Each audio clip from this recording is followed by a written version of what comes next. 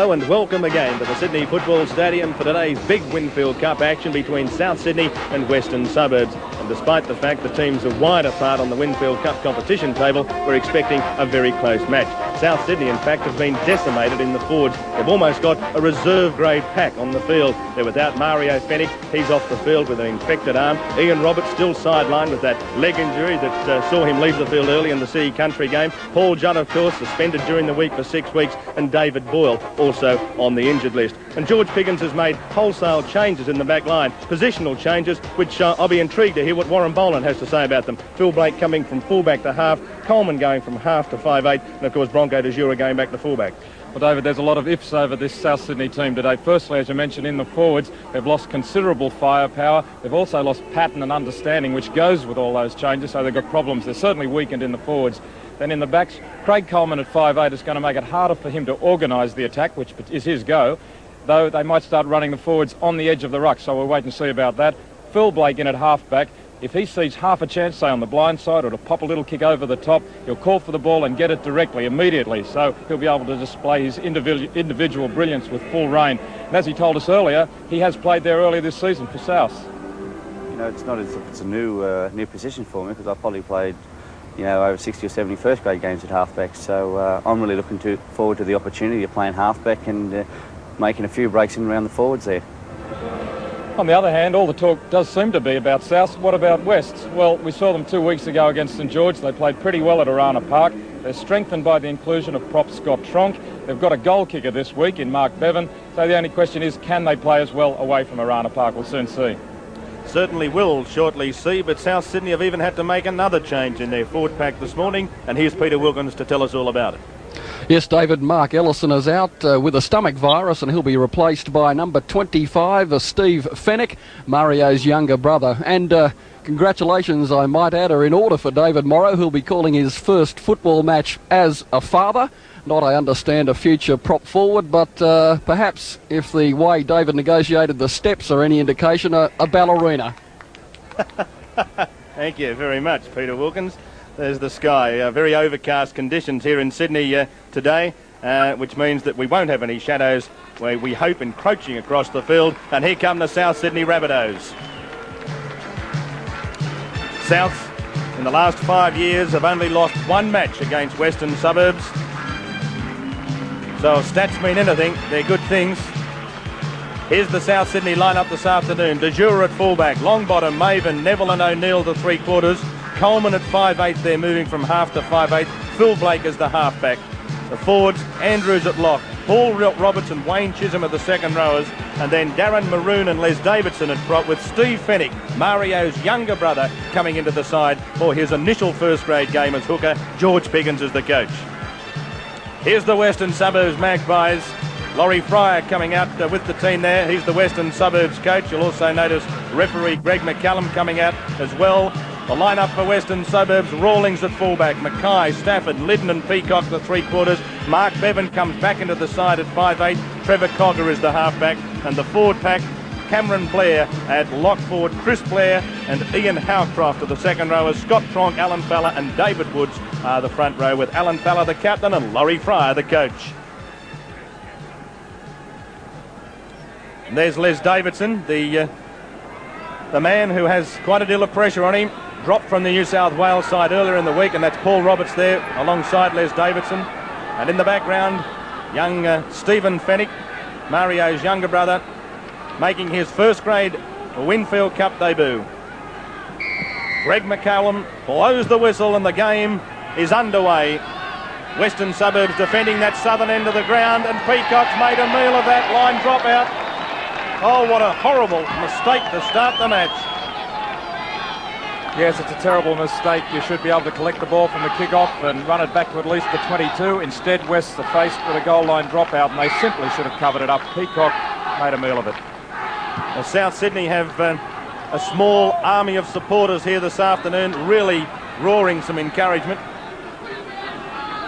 And they need to find some form to get back into the top 5 on the Winfield Cup table. They've got the job in front of them this afternoon. Souths with the ball just outside the quarter line. Now taken up, that's Maroon. Just Chisholm coming through. Fennick Blake to Coleman. The cut-out pass, it's almost intercepted, but it's allowed a bit of room here for O'Neill. O'Neill for the corner. O'Neill back on the inside. Peacock almost got that intercept, but he did allow some room for O'Neill to make that ground. 11 metres out, South with it. So it comes away. De Jura going hard. De Jura only 5 metres out. Last tackle against the Rabbitohs. Fennick at dummy half. Blake again from Coleman. That long cut-out pass. This will be a try. First points of the afternoon. Longbottom scores. South's lead by 4 points to 0. Good pass from Coleman. Superb football by South to take advantage of the West's weakness, which was all caused by the mistake from the kick-off. That gave South possession. Here's Coleman with a magnificent pass to Longbottom, who was unmarked. Really, they had the numbers, they simply had to get it there. The pass goes firstly to Blake, who is in the regulation half-back spot. He sends it on to Coleman. Coleman sizes up the situation, sees that they've all come in on the defence, and gives Longbottom the open run to the line. How many of them were waiting for the kick here on the last tackle, and Coleman seeing this? Look at this for a good pass. Well, they started off, they had the numbers from the outset. They simply attacked in the middle, and West came in, and then the winger came in as well on the centres, thinking that was where they were going to hit them. Bruce Longbottom, who scored a try last week against Parramatta, scores his 6th try of the season in the opening moments against Western Suburbs. Longbottom is proving to be a very useful finisher since moving to the wing from the centre. Western Suburbs, what a shattering blow in the opening moments. Bronco De Jura taking over the goal-kicking duties, and look at this! What a great kick to start the afternoon from De Jura. They lost their goal kicker Ellison this morning. De Jura comes in and slots it over from the sideline. What a dream start for South. Not even 2.5 minutes gone. South's lead 6-0. Well, West only have themselves to blame for being down on the scoreboard. It was a horror start from the kick-off, and they suddenly find the try being posted. And it was good football by South, so they made no mistakes. They took it up the middle. There was some good work by Davidson in the middle first of all, and they simply pulled them in and moved it wide.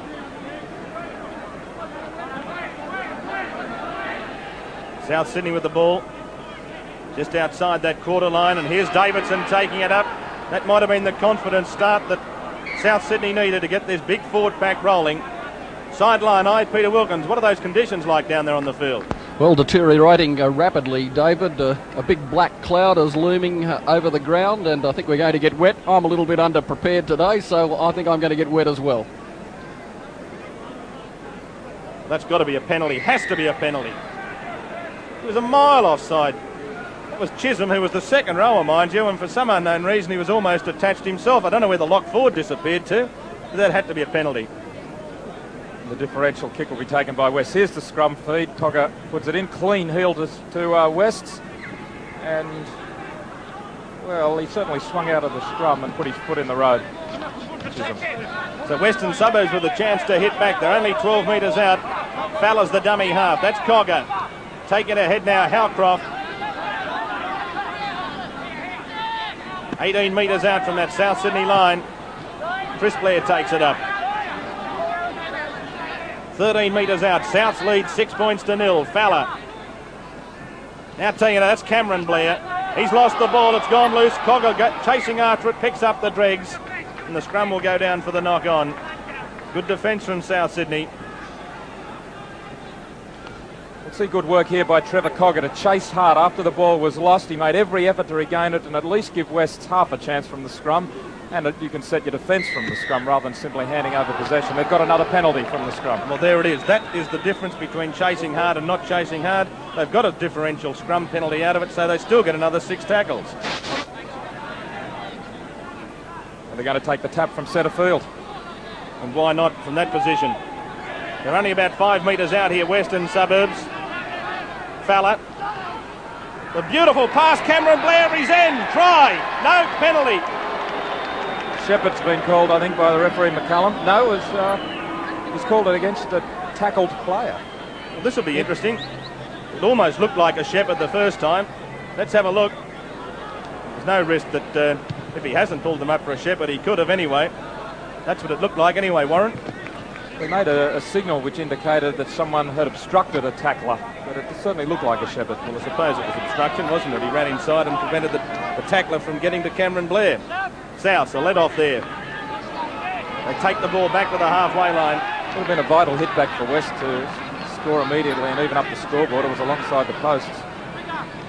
Here's Maroon taking it inside Western Suburbs territory. And Les Davidson hobbling back into position. Gee, if they lose him, that's 5 of their main forwards gone. And it's bad luck because Davidson has started this game on fire. He's made a couple of strong runs in the middle already. I wonder if that's a cork he's got, or that's a good pass from Blake to Maven. Maven down to the quarter line. Good football. De Jura, can he handle it? Yes. Good cover defence though. It was Bevan who effected the tackle. Last tackle this time at Chisholm. He's got that pass away. Maroon, the ball's gone loose. Coleman's got it. Back to Blake. There's plenty of room out wide if they can get it there. O'Neill for the corner. O'Neill's in. Try. South Sydney are in front. 10 points to 0. The sheer speed of Adam O'Neill got this try. Admittedly, South did well to get the ball out there, but it was man on man. He got on the outside of Graham Mackay, and it was sheer speed. But watch Coleman involved here too. After Chisholm drops the ball back here, you'll see Coleman come around, backing around to finally move the ball to the far side. He looks one way. Here's the call from Blake, and a beautiful pass by Blake out to O'Neill. But look, it was man on man here. In fact, it was Stafford who couldn't quite go the pace with O'Neill.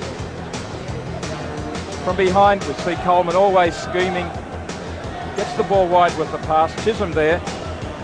Plenty of support too from the supports. Maroon there. Trying, gets the pass away loose though.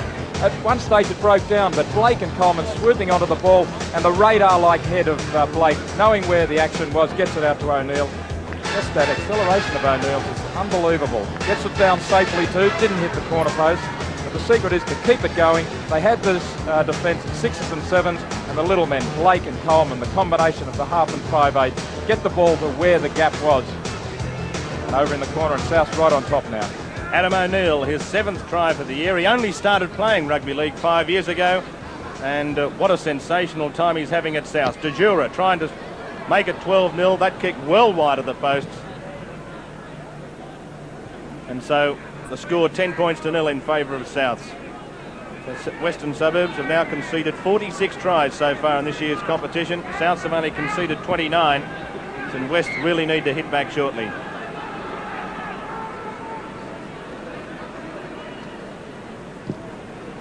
So just on 7 minutes gone. And here's O'Neill again. Many of our viewers not in New South Wales and Queensland mightn't necessarily know that Adam O'Neill is the son of former Test cricketer Norman O'Neill. And the reason why he only started playing rugby league 5 years ago was when Norm moved from Western Australia back to New South Wales. We've seen South twice get the ball quickly to the wings. Once they've got the defence rattled, they know exactly where the overlap is going to be, and they're getting the ball out there well. So here's Rawlings, his first touch of the football, and they're down 10-0. West have hardly had the West backs, haven't seen it at all yet. The problem for West this season has been that though they've scored only 4 tries less than South, they've conceded a lot more. They've also conceded a lot of goals in comparison to South. Here's Peacock. Peacock up over the halfway. Peacock at De Jura. Peacock's good tackle from De Jura. He almost got around him. Gee, that was a good run from Peacock, trying to make up for his earlier errors. Bevan. Good ball, that one away too. That's Woods. Only 18 metres out. Fowler. Now tell you, that's Cameron Blair.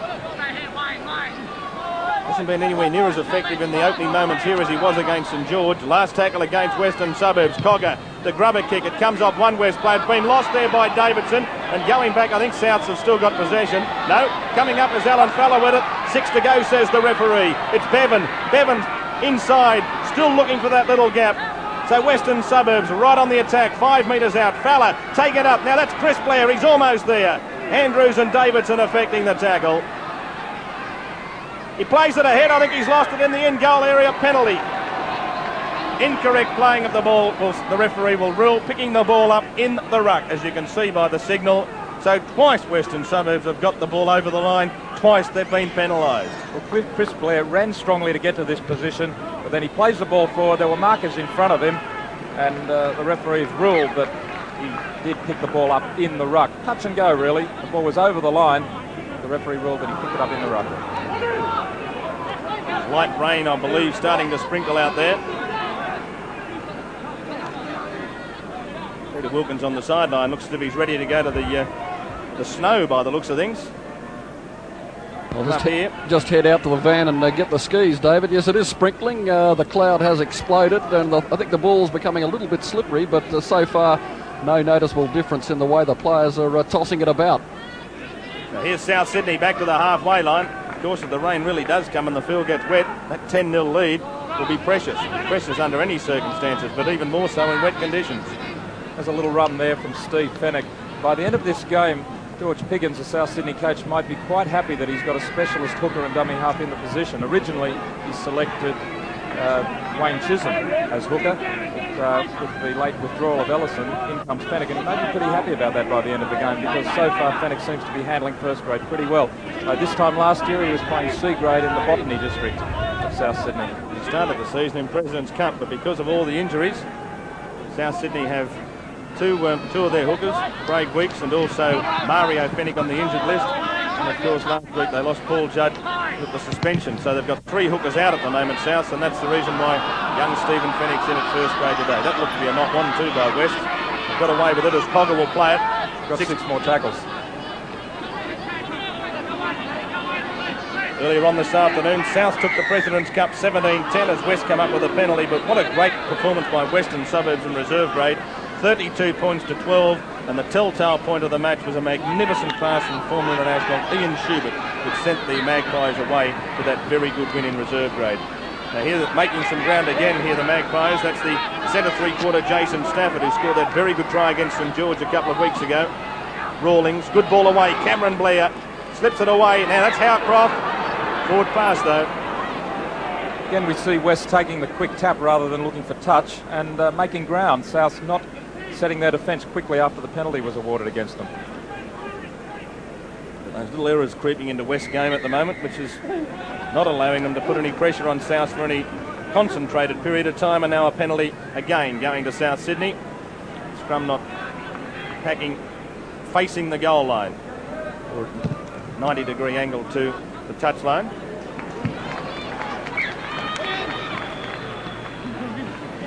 We haven't even seen a successful scrum yet, so Steve Fennick must think it's Christmas coming up the first grade.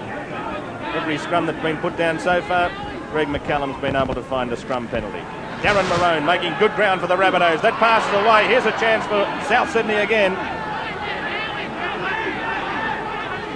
Blindsided, comes away. Blake, Coleman. That's De Jure, he's knocked it on.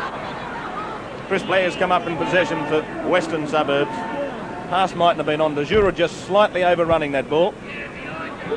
They pushed it a little too much, but Souths are certainly keeping the ball alive, and they're going to create a lot of headaches for this West defence.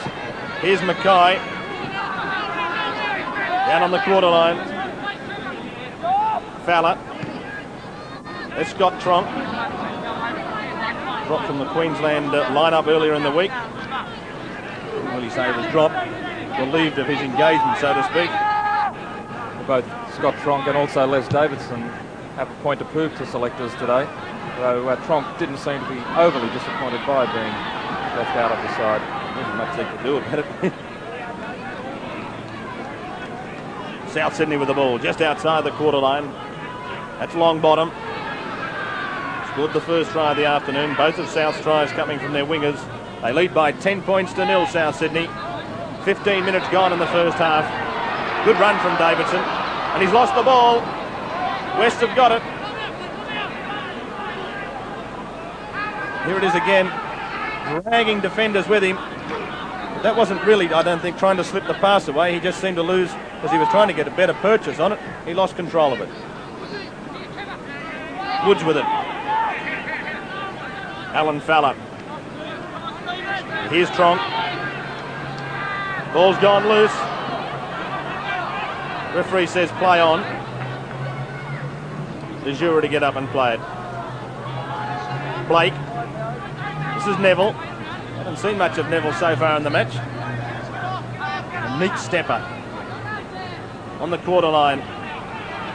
O'Neill decides to go for a bit of a run on his own, take a bit of pressure off the forwards, and he almost found a hole down the centre of that ruck. Souths are very much bunched at the moment.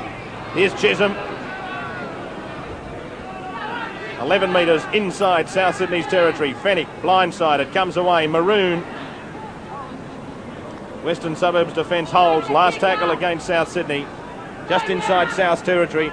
South's lead 10-0. 24 minutes left in the first half. The kick.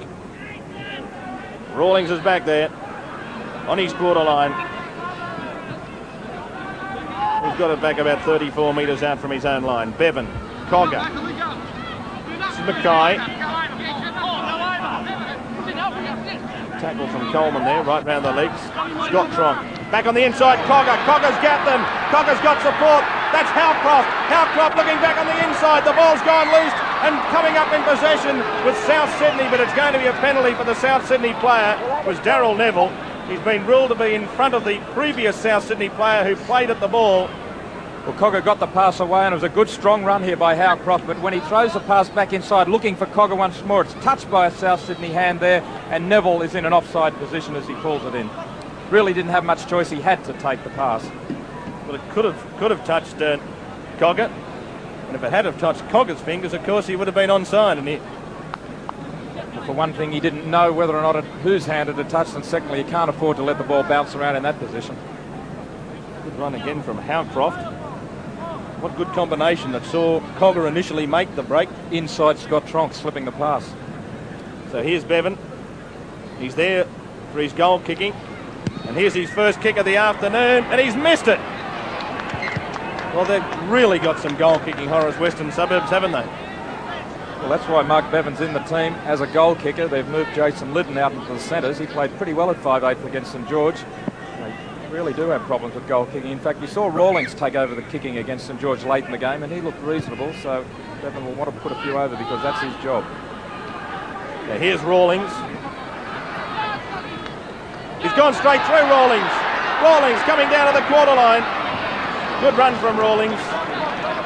They're starting to find a couple of holes here, Western Suburbs. Cogger, he swings it wide. Bevan comes away. That's Cameron Blair. Just outside the quarter line. Bevan again, looking for a runner. He finds one. That's Woods. 19 metres out from the South Sydney line. Fowler, open-sided, comes away. That was a good pass from Tronk away to Cogger again. Couldn't get his pass away. He might have just held it back in the end. Bevan, well picked up that ball out wide. That was Liddon. Wasn't an easy pass to gather in, but he did well. 9 metres out. Last tackle against Western Suburbs. The kick there. It came off Bevan, and it's a try. Try to Chris Blair. Looks to be Chris Blair who scored the try, and Wests are back in business.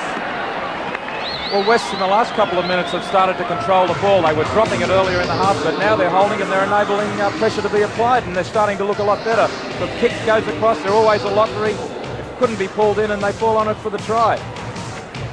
So here it is again. Bevan, the little grubber kick. You'll see here, South Sydney trying to gather in. It was Andrews, and then Chris Blair it is who dives on the ball to score the try. All the teams are starting to employ these tactics now. Bevan getting the kick away, and then anything can happen. The ball bounces loose. South didn't have a lot of cover in that position. West come up with it. His first try of the year, and we saw him in a fairly impressive display against St George a fortnight ago at Arana Park, and he comes up with a good try, and he's also been heavily involved in the defensive work early on in his match. In fact, he's got through 7 tackles already. So at the halfway point of the first stanza, South leading 10-4. And Bevan won't get an easier kick than this to find his kicking form, and he's got it. So Western Suburbs are back in business. South's had that margin reduced to just 4 points. 20 minutes to go in the first half. It's South's 10, Western Suburbs 6.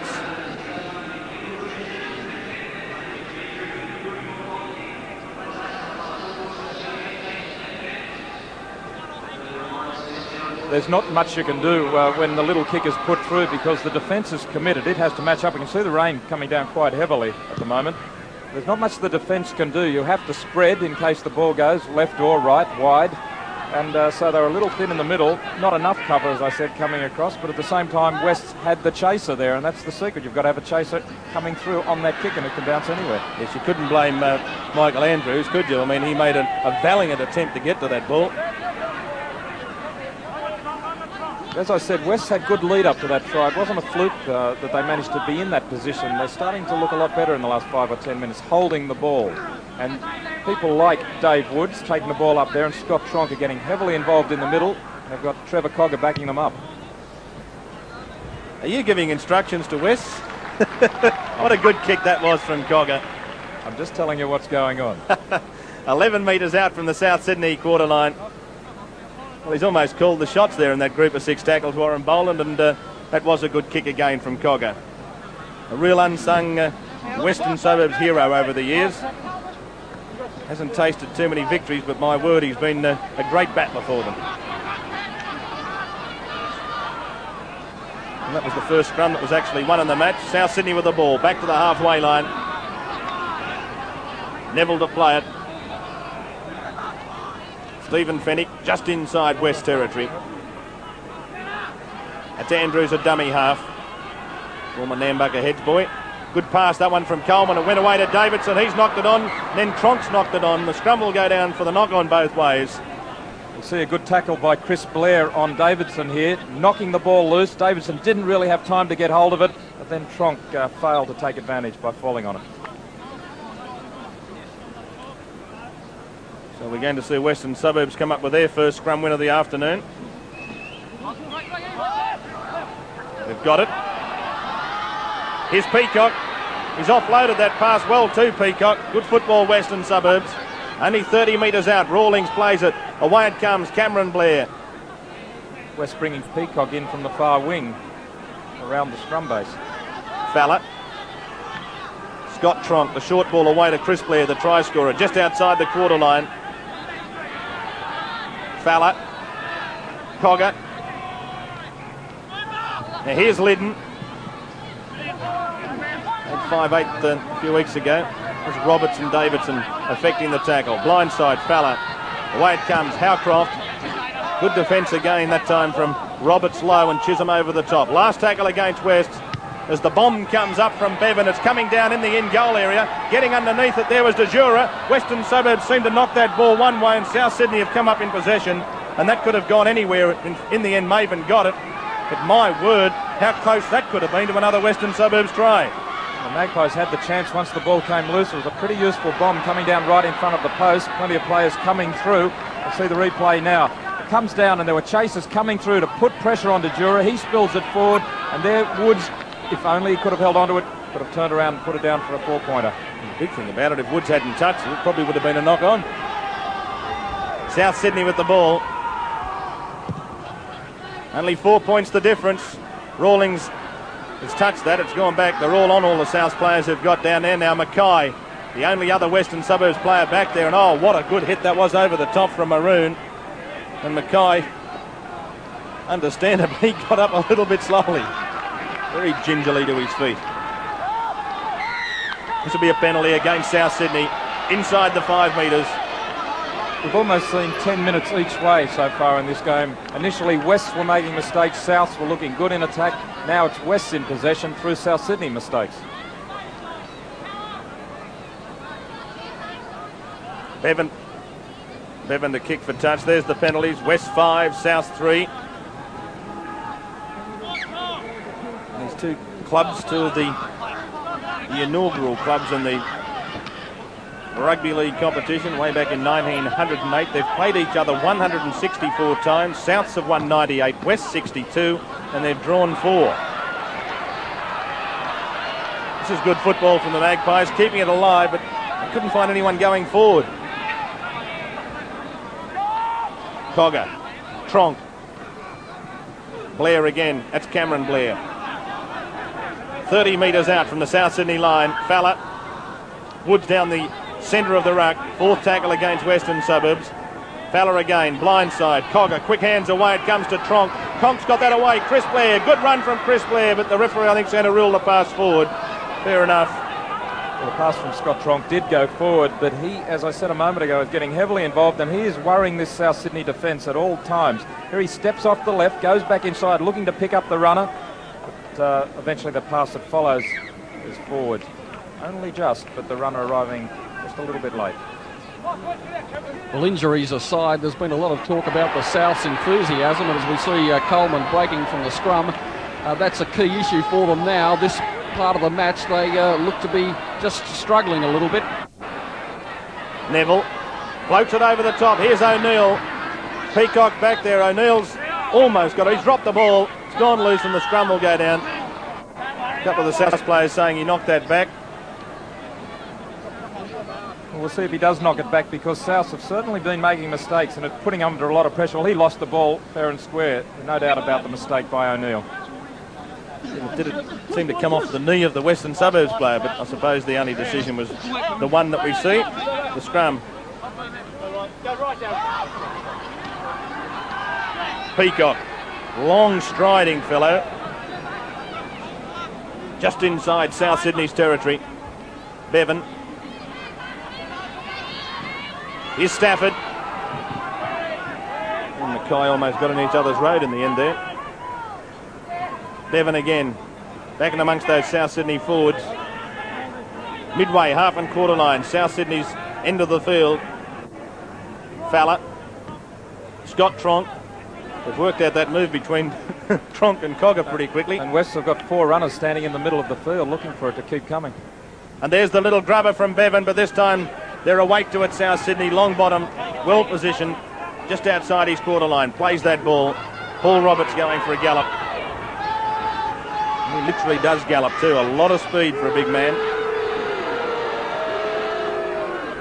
Some of the South fans calling for Western Suburbs being up inside the 5 metres. De Jura, a dummy half. And there it is. The crowd asked for it, and the referee caught Scott Tronk offside. And he was offside.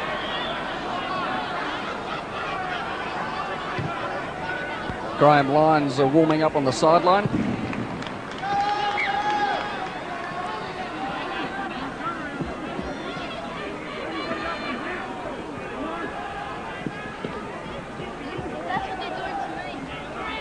Chance for Souths now, and they need to reassert some authority on this game at the present time.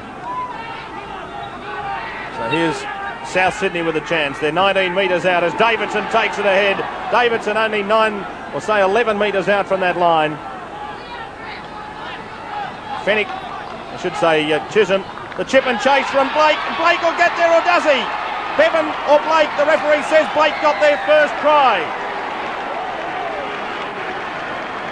Well, the referee took a while, but he obviously thought that Phil Blake beat Mark Bevan to the ball, and so South skip away again to lead 14-6. This is the reason Phil Blake is playing halfback. He saw the little hole in behind, puts the kick there, and he has this exceptional pace to be able to beat the defence to the ball. Now let's see who gets it down.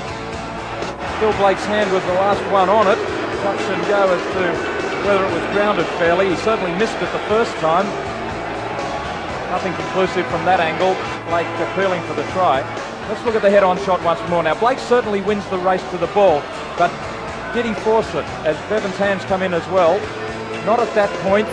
It came off Bevan's hands, I believe, at that point, and Blake has forced it the second time. I think the referee is right. And here's the kick from De Jura, and he's got it. It all depends. 10 tries, 41 points for the year.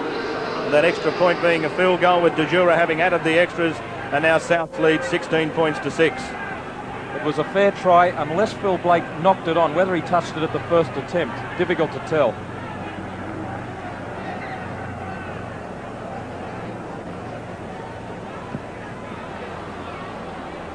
And Phil Blake, of course, he scored a heap of points when he was with Manly, 250. He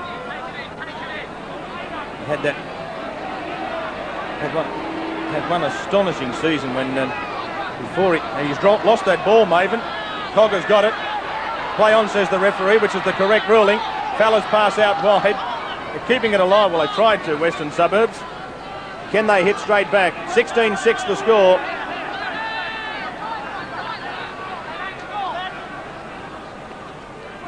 Chris Blair. And Fowler, I don't think, was expecting that. The try by Phil Blake could be decisive in this game. 16 points to 6 is a handy lead for South, but they haven't dominated the game to that extent.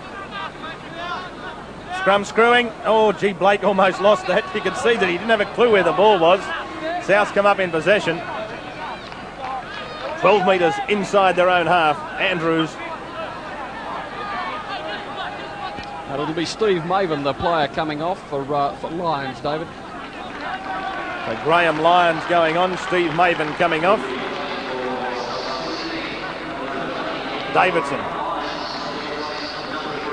He's lost that ball again there, Davidson. Here's another chance for Western Suburbs. My word, they're good at pinching the ball. How did Bevan get that away? Mackay's got it. The referee's going to put the scrum down, though. Panic football a little bit there from West.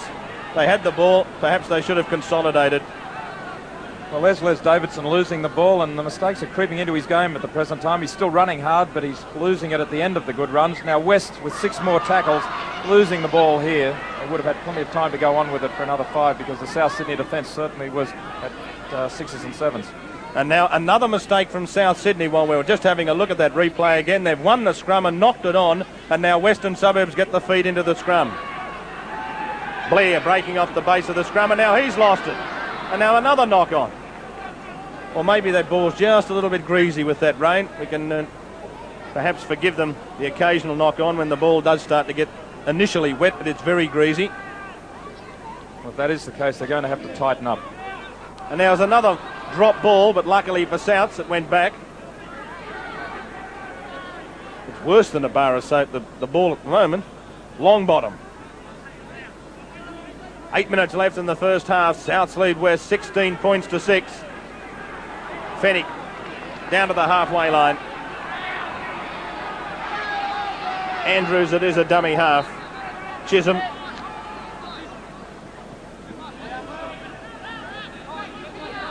Just inside West territory. Coleman. That pass was forward to De Jure. There's no risk about that.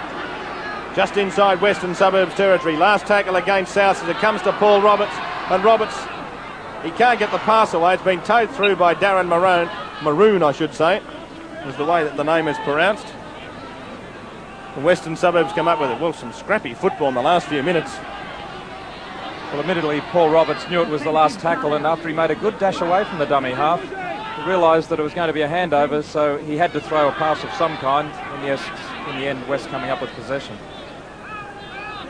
Just outside the quarter line, west end of the park as Scott Tronk takes it up. And the ball's been reefed out of his arms. It's still loose. It's almost like soccer out there at the moment. Well, David, you must be right. The ball must be getting greasy out there from this rain that has been coming down in a light shower from the beginning of the game. And you can see it again there popping up. That certainly indicates it's getting very slippery. So a 10-point margin. A very neat buffer for South at the moment. They lead 16-6, and now the ball's gone loose again. In the end, it's gone across the touchline. I think it'll be a Western Suburbs feed. And Neil showed a pretty cool head then too. If you have a look at this, I think he realised he's got no chance of picking it up before it crosses the touchline, and in the hope that maybe perhaps a Western Suburbs player might put it across there and he gets the feed. 20 handling errors so far in the game, and I'd say 10 of those in the last few minutes.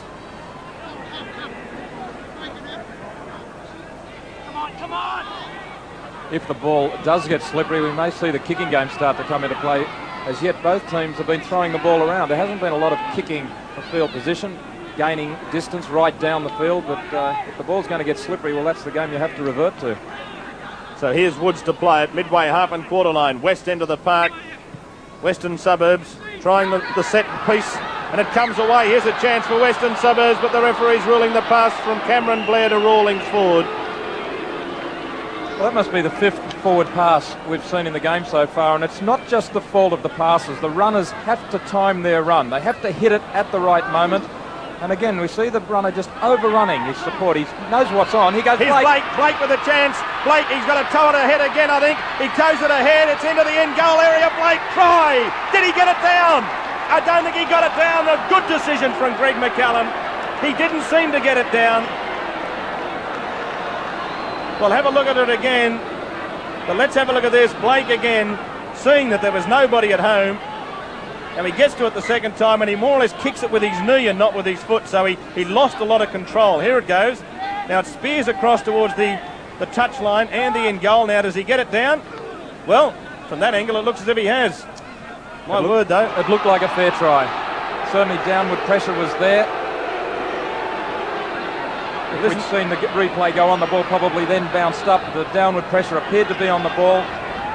But it certainly looked like a fair try, and it deserved a fair try because, again, Blake, thinking all the time, saw no one at home. He has this acceleration to beat anyone who is off an equal distance from the ball. He'll certainly get there first. It's interesting because looking at it with the naked eye, it certainly looked as if there was no downward pressure. But now Western Suburbs coming back with a chance. And West, the ball comes away. Here's Cogger linking up out wide. Bevan, the flick pass. Oh, Alan Fella's gone without it. The flick pass that probably wasn't on. It wasn't a good pass to Fella, but what a good try that would have been had it been scored. Perhaps that's justice at both ends of the field. Have a look at this. The flick pass is a little too low for Fowler, just out of shot. It was at his knees and he couldn't handle it. If he caught it, he would have scored, but also Bevan had a support on the far side with his winger. If he'd gone that way, I think West would have scored. Good pass, that one from Davidson. Paul Roberts to play it just outside the quarter line. Peter Wilkins on the sideline. Well, Laurie Fryer, the Western Suburbs coach, just could not believe that. He's watched his side get into 4 or 5 attacking positions and blow them. And that one, the player had a man outside and one inside. It just wasn't called for. Western Suburbs are throwing this game away. South Sydney leads 16-6. Peacock. And there's Laurie Fryer. Ray Bernasconi, long-serving Western Suburbs committeeman, and secretary in the background there. A great club man he's been for Western Suburbs. Just inside South Sydney's territory, Tronk, Cogger, Bevan, moving it across the back line. Finally, someone had to straighten it up. It was Rawlings. The pass has gone loose. Peacock's got it back.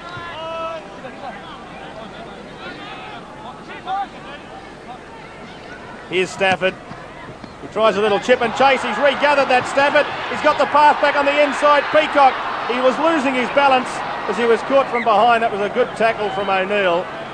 Scrum will go down, but my word, haven't Western Suburbs created some opportunities. Peacock looks as if he's done his shoulder there. Well, beautiful football by O'Neill. He's the one who gets beaten by the kick from Stafford here, but he doesn't just throw his arms up in the air and give up on it. He chases, and you'll watch the pass come in from Stafford here. And who's there to gather in Peacock, who looked to have the line wide open, but Adam O'Neill. Great tackle. Great determination. Now here's Blake from the base of the scrum. Back on the quarter line. Chisholm. Chris Blair equal to the task, and so too Mark Bevan. Just outside that quarter line. Here's Davidson. The pass, a good pass away. Here's a chance. Maroon up over the halfway. Maroon down to the quarter line. He's got support on the inside. Paul Roberts has gone without it though. Well, it just shows that both sides can bomb opportunities in this game. South well away. Maroon throws the pass back inside. It was a good pass, but Roberts simply couldn't hang on to it. I get the feeling that this game isn't over yet, even though it's 16-6. There's still plenty of... it looks as if both sides are still content to throw it around and play attacking football. Well, both sides are finding holes, so if they're finding holes, tries can be scored. Saying that Paul Roberts should have held that pass, there's no doubt that he should have, but it's a funny situation when you're out running full steam in the clear like that. They're a lot harder to pull in when you know that if you hold on to it, you're probably going to score a try. The ball seemed to take an awful long time in the air coming to you. What a good run that was from Jason Liddon. Here's Tronk, good pass away. Howcroft, he's got the pass back. They move it back the open side through Bevan. Bevan, the quick hands away. Here's a chance. Cameron Blair again. That step off the left foot. Down towards the quarter line. Still going. Good run from Cameron Blair. Couldn't get it away to David Woods, who was backing him up on the other side. But they're down to the quarter line west. Falla, he's got it away. Tronk, quick hands. It comes to Bevan. Bevan away it goes to Rawlings. Rawlings' pass has been taken by Coleman, though. You almost got the feeling Coleman called for that. But South run it outside their quarter line through Fenwick. Well, the player's opening up completely. The defence is very thin on both sides. Here goes Blake again. Blake, he's over the halfway. Coleman's got it. Coleman's almost in the clear. He's got it away. Longbottom. Longbottom taken just outside the Western Suburbs quarter line. Rawlings was back there. Coleman. Blake.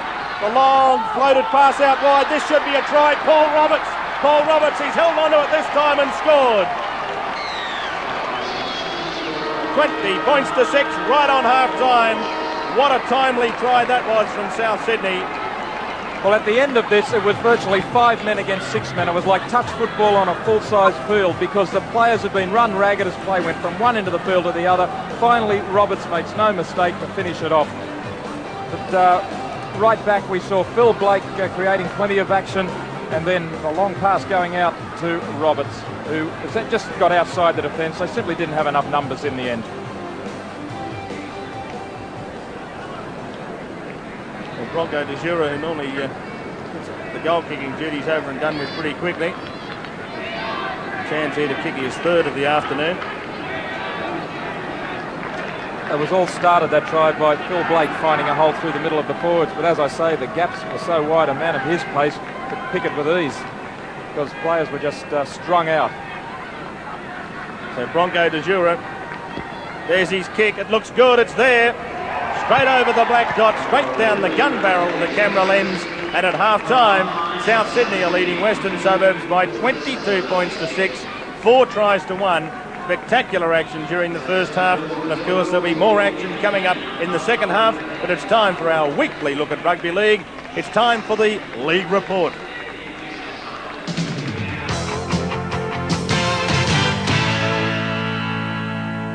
Last Saturday at the stadium, it was those old rivals, Souths and Parramatta, and it took a little Peter Sterling grubber to break the deadlock. And I think it is at the try. Parramatta have scored and Jackson is.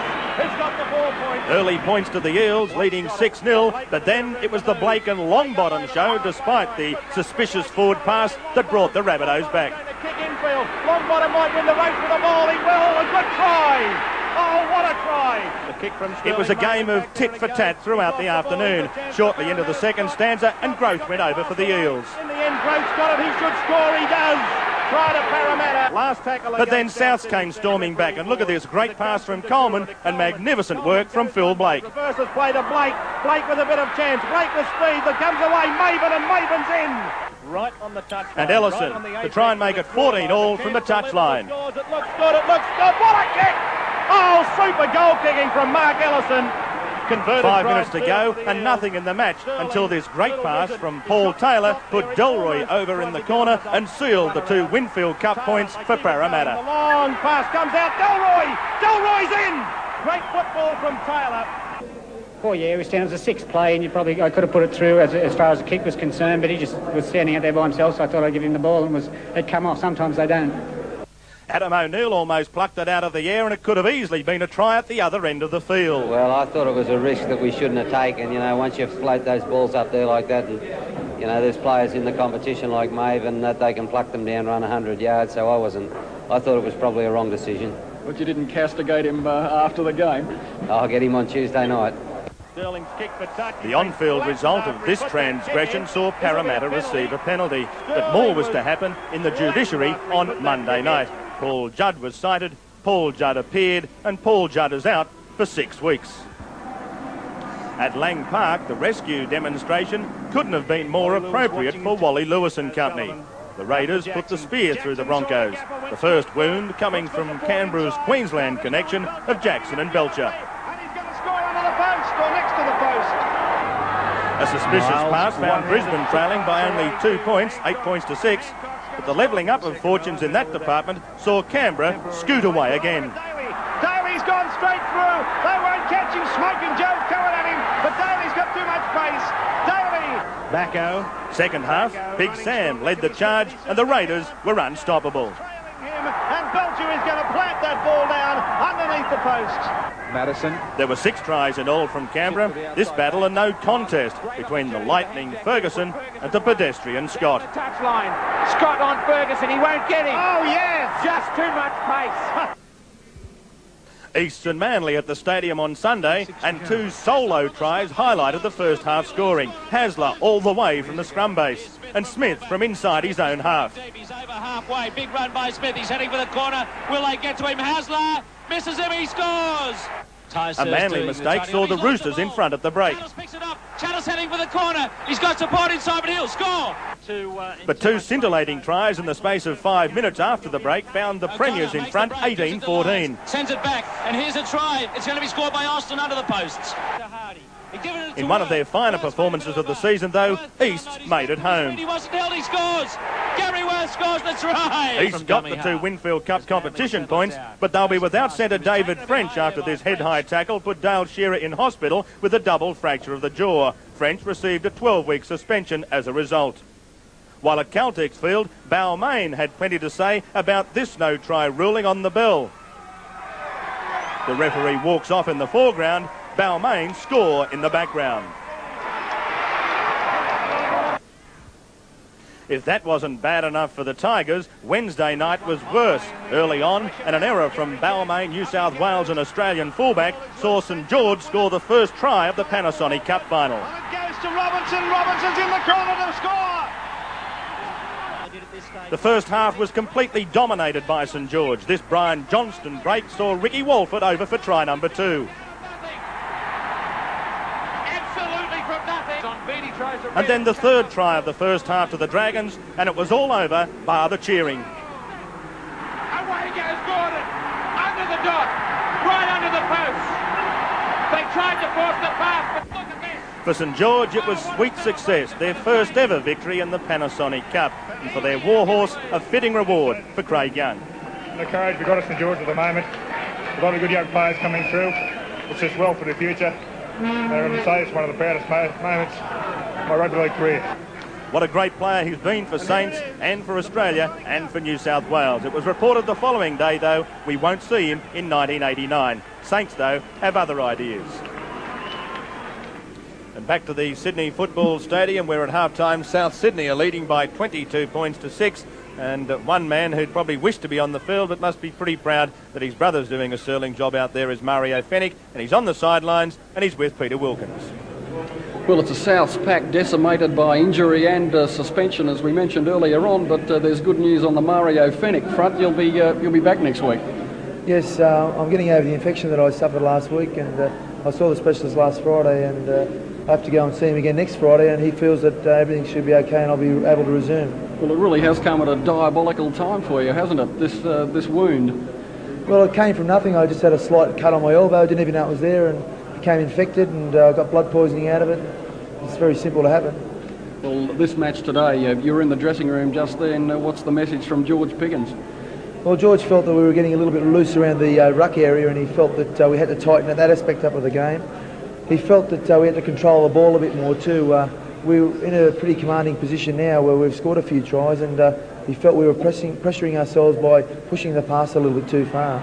That last try then before half-time, a really vital one too, because West had a couple of opportunities there. Well, West are quite an entertaining side. The last time I saw them play on Channel 2 as well, they played St George and they played quite good football, and certainly today they're doing the same thing. They adopt a carefree approach, and they throw the ball around quite well, and they've got a lot of skill in their game, and certainly they're a hard side to beat. And what's the plot for you this week? A bit of training mixed with a bit of restauranteering? Yes, we had the official opening of my restaurant, Dimitri's Bar and Bistro, the other day, last Tuesday, and worked out really well, and certainly I have to spend a little bit of time there, but it's going quite well. We're very excited about it. You think you'll be able to mix the two successfully? Well, I'm not there early in the week, but I spend a little bit of time there, but certainly my time clock's changing. I'm having a couple of late nights, but certainly I'll get used to it. All right, well, good luck, and good luck to Souths for the second half there. Thank you very much, Peter. Now we saw Mario Fennick, the hooker and captain of South Sydney, speaking with Peter Wilkins. Well, plenty of sporting action, of course, coming up on ABC television, and one very special show that I'm certain you'll really enjoy. The start of an era, and a legend is born. Jack Dempsey never wants to go hungry again. Kid, you know what I think? I think Price sold me a quitter, that's what I think. Jack Dempsey wants to wait in line for nobody. Don't ever say I quit. Jack Dempsey wants everybody to know who he is. 120,000 people standing on their feet, cheering Jack Dempsey. Dempsey wants to be champion of the world. Dempsey, hard-hitting drama over 2 exciting nights, coming soon on ABC. A show I'm certainly not going to miss. One of the all-time great champions, Jack Dempsey, and starts on ABC television on the 21st of June. In fact, West probably wouldn't mind him out there at the moment. They're a bit punch-drunk of the way the South Sydney have really knocked them for 6 in the first half. Do you think New South Wales might find him handy on Tuesday night as well? Yeah. Well, let's hope the game doesn't degenerate into something like that, but what a great show it should be. Well, South Sydney leading by 22 points to 6 at half-time, and their first 2 tries were scored by their wingers. The first of them by Bruce Longbottom in the first minute of the match. 5 metres out, last tackle against the Rabbitohs. Fennick at dummy half. Blake again from Coleman, that long cut-out pass. This will be a try. First points of the afternoon. Longbottom scores. South's lead by 4 points. The combination of Blake at half-back and Coleman at 5'8" has been the dominant fact in this game to date, and here they are combining beautifully to get the ball wide after the horror mistake made by West from the kick-off to give South possession. And of course, if you just happened to come in late, that horror mistake was the fact that Danny Peacock allowed the ball to go touch in goal from the kick-off, which meant that West had to restart the game with the line drop out and put a lot of pressure on themselves. And hand the ball straight back to South from the kick-off when West should have been in possession. The second try was again a lot of involvement from Coleman and Blake, and Adam O'Neill was the try scorer. It was Bevan who effected the tackle, last tackle this time at Chisholm. He's got that pass away, Maroon, the ball's gone loose, Coleman's got it, back to Blake, there's plenty of room out wide if they can get it there. O'Neill for the corner, O'Neill's in, try, South Sydney are in front, 10 points to 0. At this point in the game, Souths were doing everything right. They were mainly keeping the ball alive at all costs. This pass came loose, but there were plenty of fellas there. Again, it's Coleman and Blake getting the ball wide to where O'Neill shows his dazzling pace to get on the outside of Stafford and get the ball down. Good work by O'Neill. I think any winger would have been happy with that. You would have been pretty happy with the way he got on the outside of his man. He only ran 10 metres, but didn't they count? And he did beautifully. Well, what about Western Suburbs? They came up with a try in the first half. They could have easily come up with 5. I mean, the handling errors at times really have let them down. Let's go and have a look at that Western Suburbs try, because even though it wasn't spectacular, it was very telling at the time. Metres out, last tackle against Western Suburbs, the kick there, it came off Bevan and it's a try! Try to Chris Blair, looks to be Chris Blair who scored the try. West's coming up with the try after good lead-up work, and at this point Wests were starting to get right back into the match. These kicks were always a lottery. Chris Blair coming up with the 4-pointer this time, but at that stage of the match West had fought back to 10-6 and were right in the middle of the action. Well, at 10 points to 6, I think anyone was saying, well, you know, how close the match going to be, because Western Suburbs bombed a couple of opportunities. We saw Phil Blake also make a couple of inroads, and then we saw him finally find the little chink in the armour. It was a chip and chase, and did he win the race for the ball? Did he get it down? Let's have a look again. Fennick, I should say Chisholm, the chip and chase from Blake. Blake will get there, or does he? Bevan or Blake, the referee says Blake got their first try. Well, who'd want to be referee Greg McCullum here, having to make a decision on whether the ball was touched first by Blake and whether he got it down fairly. I thought that he did, but it could be a decisive try, and this is certainly a much better angle to judge it now. The great kick by Blake, the speed charging through. Well, we've lost it for a moment, but it was only a question of whether Blake's hand touched it first before the West player coming through also touched it, but I don't think he did, and I think Blake got it down fairly at the second attempt. Well, it was interesting too, watching it with the naked eye. About 5 minutes later, Blake looked to have bombed a try when another chip and chase, he followed a kick into the in-goal area, and looking at it on replay, there was no doubt that it was a fair try, so South Sydney could have even been leading by a bigger margin. But let's go and have a look at this other incident, because when we saw it with the naked eye, there was no way this was a try, but look at this. With the naked eye, it appeared that Blake had lost the ball a foot off the ground, but the replay tells all. It was a fair try. All you have to do is exert downward pressure on the ball, and that's what he did. Well, there was no doubts about that one being a fair try. Let's go down to the dressing room area again, and here's South Sydney making their way down that carpeted area back onto the field for the second half.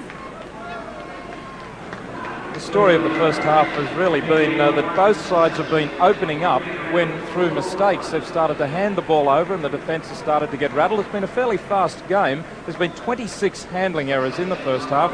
We've got to remember that shower of rain that appeared to make the ball pretty greasy. Some of those mistakes, there it is, still coming down, and it's quite heavy. You can see the second half. Even the ground now is starting to look pretty wet out there. It's remained dry for a while. But the defence itself caused some of the mistakes, because there were some pretty good hits. I remember one by Chris Blair on Les Davidson, which caused him to spill the ball, and that sort of pressure also caused the ball to come loose as West come back onto the field. But it was mistakes in handling errors, some caused by defence, some unforced errors, and the game was flowing very quickly, and the defence was opening up on both sides, and both teams blew a number of opportunities. South managed to capitalise on more than West, and they're in quite a handy position there at 22-6 at half-time, and they should be able to go on with it. But as David suggested in the middle of the half, when you've got breaks being made by both sides and chances to score tries, well, a 16-point lead isn't enough to say that you're safely home.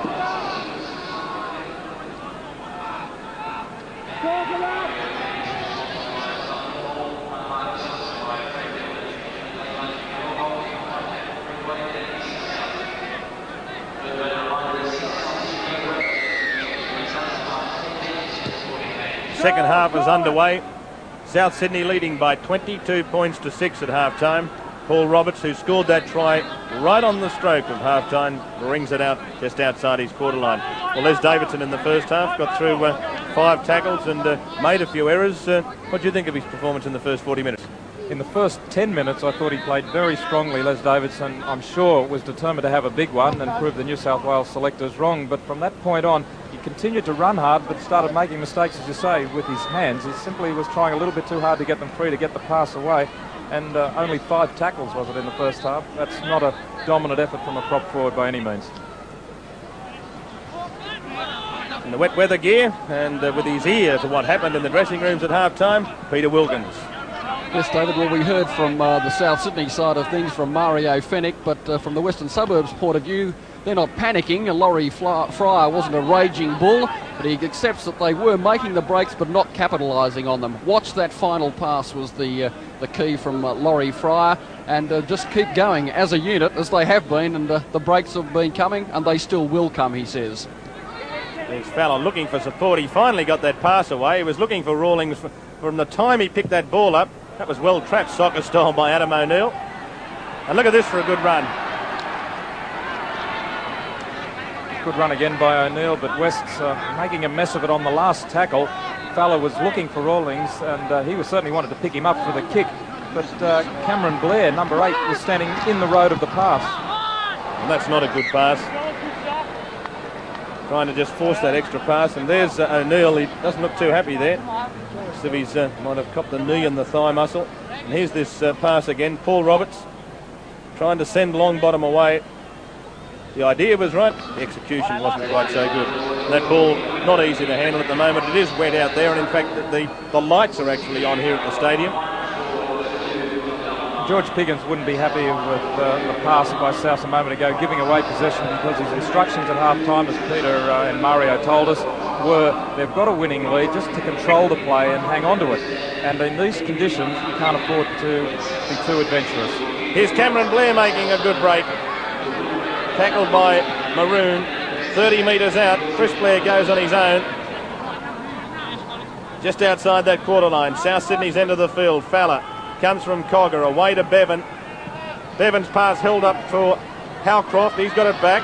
Now, eventually it comes out wide towards Stafford. Good defence from Roberts. Peacock, last tackle. Bevan puts the grubber kick in. Getting back there is Andrews to field the kick. Sounded like thunder in the background. I thought there was a plane coming through the stadium for a minute. Very loud rumblings of thunder. Interesting variation there by Bevan. He had plenty of runners coming through towards the posts, but instead of kicking that direction where the defence would expect it, he decided to chip back towards the blind side. The only trouble was I don't think he told anybody else about it, certainly not Peacock, his winger, because Bevan was the only one chasing. Fennick, just outside the quarter line, South's end of the field. Last tackle, 22-6 the score in favour of the Rabbitohs. 37.5 minutes left in the match, and West's another error. Incorrect marking. When you look at the first half, Phil Blake was involved in every single try of South's, either scoring them or passing one of the 2 or 3 passes involved. Well, there you can see really how dark it is. You can see the scoreboard at the far end and just how bright the lights are on that scoreboard. A good indicator of just how dark it has become here. Chisholm.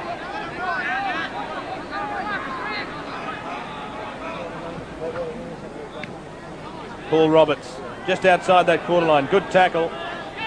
That was Cameron Blair.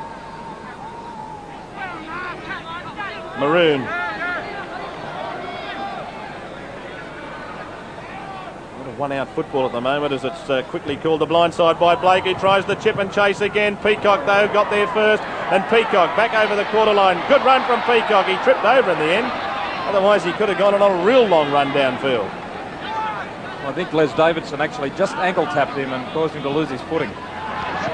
Bevan Good tackle from Neville. Cogger. Woods. Here's Tronk. Wasn't a good pass, but it was well picked up, especially considering the ball so greasy there by Cameron Blair. Bevan, the pass comes away. That's Liddon. Got his arms free somehow to Tronk, and away again. That's Chris Blair. He's got that away. That's his brother Cameron. Down towards the quarter line. That's good football from Western Suburbs. Drive with a football with a wet ball. Stafford over the quarter line. Back on the inside. Here's Rawlings. Rawlings puts the kick over. It's coming into the in goal area. Back there, Lyons has cleaned it up for South Sydney. But again, an opportunity that West had. They're not done with yet, Warren. No, they showed some enterprising football there. They controlled the ball for the best part of 6 tackles. And if they can play like that for the rest of this 40 minutes, well, we could end up with quite a close finish on our hands.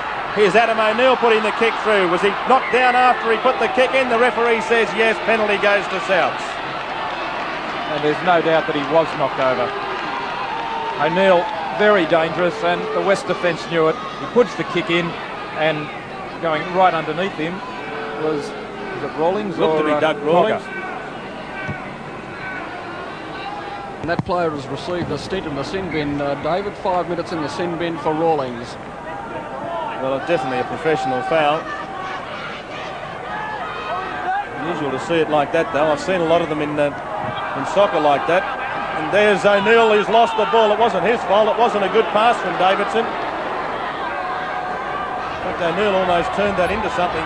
As Peacock goes for a good run for Western Suburbs. David, the use of the professional foul, usually the referees come down on it when it's close to your line, and the professional foul virtually prevents the team scoring a try.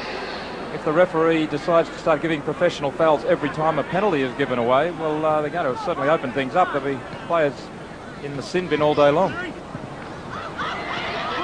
Bevan. Just inside Western Suburbs territory. That's Chris Blair. Good strong run from the second rower. Taken by Maroon just inside South's half. South still leading 22 points to 6. Blindside, last tackle. And there's Bevan's kick. Looks too deep. And it is. And there's a real let-off. There's Danny Peacock down receiving attention. Looks to have taken a knock in the head. That's a real let-off. It comes back to the 22-metre line for a tap. And there's the tackle count. Wayne Chisholm leading the way for South with 22. Darren Maroon, 20. And for West, Alan Fowler, the hooker, on top. And Dave Woods is playing very strongly for West. Second highest tackler along with Cameron Blair. Souths have had to effect 117 tackles as compared to Western Suburbs 101. And Darren Maroon there being called out by the referee, touch judge. Obviously reporting Maroon for something that happened. I wonder whether it was a bit of jersey pulling or tackling a player without the ball when Bevan put that kick through. Couldn't have been too serious because his play is going to continue with the tap. Just outside the quarter line. Chisholm. You can hear a lot of talk out there on the field. Back on the inside, there's Roberts. He's made the break. Fennick again, just inside South territory. Blake, the long pass. That's Maroon. That's come off a Western Suburbs player, picked up by De Jura. That was almost a knock on. Lyons, just inside West territory. He's lost that ball. What a good tackle. Howcroft. He tackled Lyons there, and it was the jolt of the tackle that forced that ball loose. We will see Lyons demonstrating that he's got to step off the left foot. He evades a couple, but he wishes that he evaded Howcroft as well. That was a good driving tackle, plenty of shoulder. So West back inside South territory. South lead 22-6. 30 and a half minutes left in the match. They need a converted try, Western Suburbs. They've got the ball. They're down the right end of the field. They're going to get back into the game. They need something shortly. Last tackle against the Western Suburbs side, says referee McCallum, as Tronk takes it up. And Tronk tries the little chip and chase, and back there is O'Neill to pick the ball out of the air. Lost his boot in the meantime. De Jura runs it back for South Sydney. Cronk's kick didn't travel all that far. We would have hoped that it would have bounced, but it was too far. Only travelled 10 metres in the air, but it was in the air long enough for the South defence, O'Neill, to get across and take it on the full, and that's really no good. The result, you've got to get the ball bouncing. You can't put it into the arms of the defence. West player down there injured at the moment. The referee's actually stopped play as De Jura was tackled. The West player had affected the tackle. Obviously something has happened in the tackle. It was clear almost immediately that he was in a bit of trouble. It looks to be Howcroft who's down injured, and you can see the grimace of pain, and he's now being attended to in the background there, as you can see. Play going on just outside the quarter line. South with it. Davidson throws that pass out to Longbottom. He did pretty well to gather in. Here's Lyons. Lyons over the halfway. He's got Paul Roberts on the inside. He puts the kick in instead. Will he win the race for the ball? He should win the race, but the ball evades him. It's loose. And I don't know, he might even give the try, but no, the referee's not going to give it. Good positioning from McCallum, because they were flying down the touchline, these players.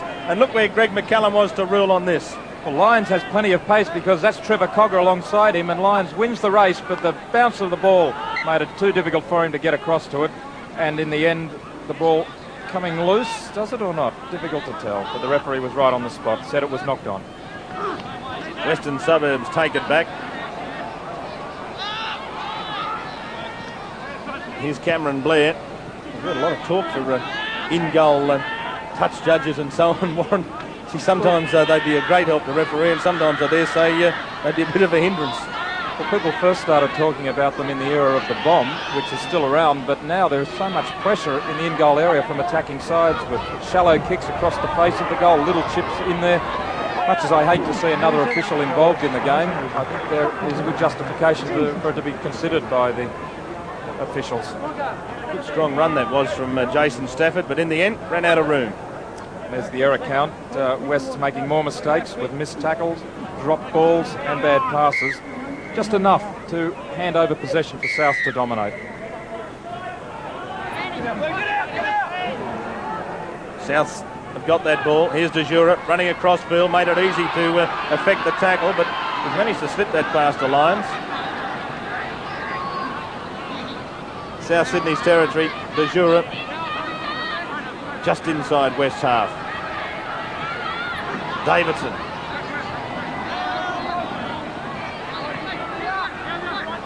Fennick is a dummy half. Chisholm comes down the centre of the ruck. Fennick backed him up on the inside just in case he could slip the pass away. 10 metres, west side of halfway. Davidson again. The ball's gone loose. He tried to slip that pass away to Fennick. The same sort of move that Fennick tried to work with Chisholm on the previous play. Well, I think Les is going to have to concentrate on hitting the ball up hard and forget about trying to get the pass away until he starts breaking the line a little more. He took it up fairly strongly that time, not as hard as he can, but when he's concentrating on trying to get the pass away before he really breaks the line, those loose balls are just becoming too numerous. The mistake rate is just not there. Or the success rate, I should say. Here's Liddon. Still inside Western Suburbs territory. It's Cogger, a dummy half. Now here's Fowler on the halfway line. Last tackle against Western Suburbs.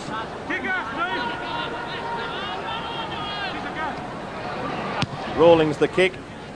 It's a good kick too. It's a deep one. Making De Jura go a long way back to gather that in. Now the chasers, are they going to be equal to the task? They are. And that's Howcroft, the man who was down injured only a moment or two back, who's up there to effect the tackle. Now if West are to get back into the game, they've got to defend stoutly for 6 and try and score their turn to run the football. South Sydney leading 22-6. 26 minutes left in the match. South 10 metres out from the quarter line. Their own end of the field. Fennick, Davidson. That's a good ball. Here's Coleman. Coleman has got support. The ball comes back to Blake. Now Blake's got a lot of speed. Look at Blake go. He's thrown the pass back to Roberts. Paul Roberts on his own. He's got it away. De Jura. Oh, he can't slip the pass to O'Neill. Good football. It's a handover. What great football though from South Sydney. Started with some Great work down the other end of the field by Coleman, and the blistering speed of Blake, which almost put Souths in. And seeing we've been criticising his handling, Les Davidson was the one who passed the ball to Coleman. A good pass. He slipped it back on the inside before he hit the defensive line. But the hole was there on the edge of the ruck of West, and Blake's blistering speed almost finished it off. Tronk out wide. Cameron's Blair back to brother Chris. Got floated pass over the top for Mackay. But Longbottom's equal to the task over on that side of the field. Don't know who was meant to get that, but in the end Bevan did. Now this will be the kick, one would think. Or is it? Tronk. Howcroft's gone without it, doesn't make much difference. Lyons has got it for Souths. Coleman. Beautiful ball away to Neville, running into space. Coleman on the run round. Good football. Back it comes. Longbottom. He's run out of room. Again, some good football from South Sydney. Blake. Davidson again, trying to slip that pass away when that wasn't really on.